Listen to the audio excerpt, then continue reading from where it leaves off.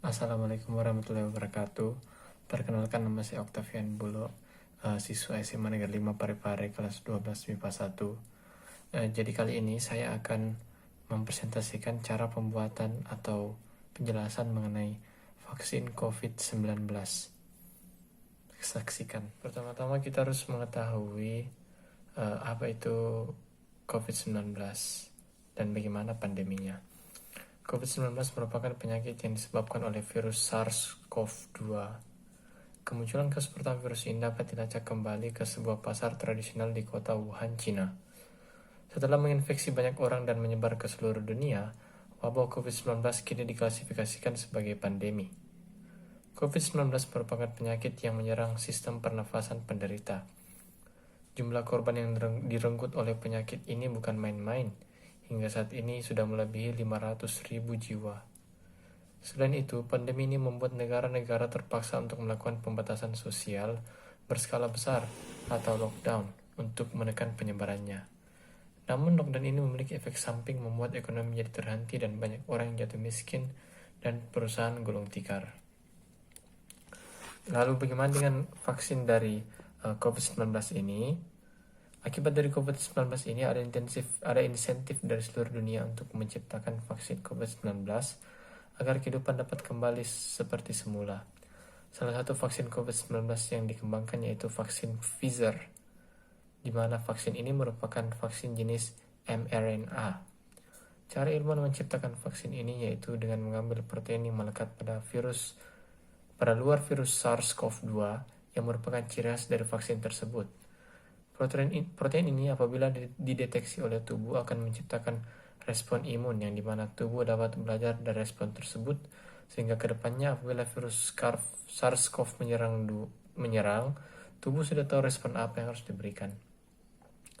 Vaksin yang jenis mRNA memiliki risiko yang rendah karena vaksin tersebut tidak memiliki risiko di mana bagian virus yang dimasukkan akan menjadi aktif dan menginfeksi tubuh.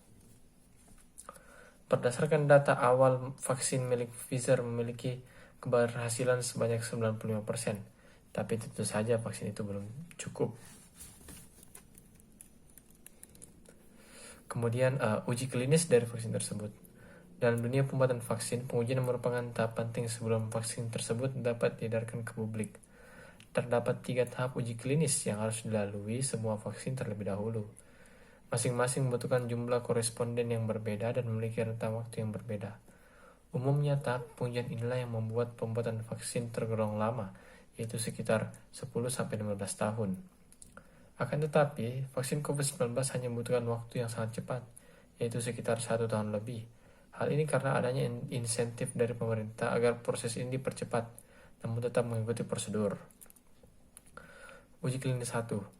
Pada tahap uji klinis fase 1, vaksin disuntikan ke beberapa sukarelawan yang umumnya adalah orang dewasa dengan kondisi sehat.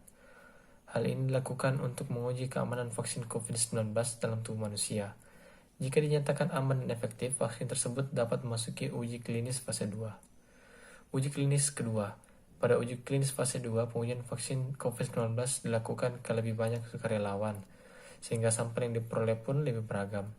Sampel ini akan diteliti dan dikaji ulang oleh para peneliti terkait efektivitas keamanan dosis vaksin yang tepat serta respons sistem imun tubuh yang terhadap vaksin yang diberikan. Kemudian setelah uji klinis kedua, masuk ke uji klinis ketiga atau yang terakhir. Setelah lulus uji klinis fase 2, vaksin akan memasuki tahap uji klinis fase 3. Pada penelitian ini, vaksin akan diberikan kepada lebih banyak orang dengan kondisi yang lebih bervariasi. Setelah itu, para peneliti akan memantau respons kekebalan tubuh para penerima vaksin, serta memantau apakah terdapat efek samping vaksin dalam jangka waktu lebih panjang. Penelitian ini bisa memakan waktu hingga berbulan-bulan atau bahkan bertahun-tahun karena akan dilihat efeknya. Kemudian, setelah dilakukan uji klinis sebanyak 3 kali, dilakukan pengesahan vaksin. Vaksin kemudian akan mendapat izin dari pemerintah dan para manufaktur akan mulai memproduksi massal vaksin tersebut untuk disebarkan ke massa publik. Vaksin COVID-19 khususnya Pfizer PFIZER telah melewati ketiga tahap tersebut dan dapat diizinkan oleh pemerintah negara asalnya yaitu Amerika Serikat dengan cepat karena mendapatkan label darurat emergency. Hal ini membuat vaksin tersebut dapat diproduksi massal tanpa harus melewati birokrasi panjang dalam pengesahan vaksin tersebut. Ya, jadi sekian penjelasan mengenai proses pembuatan vaksin dan proses pengujiannya, khususnya vaksin COVID-19, yaitu Pfizer. Terima kasih banyak yang telah menonton sampai video ini berakhir. Semoga bermanfaat bagi semua orang yang menontonnya. Saya Octavian Bulog undur diri.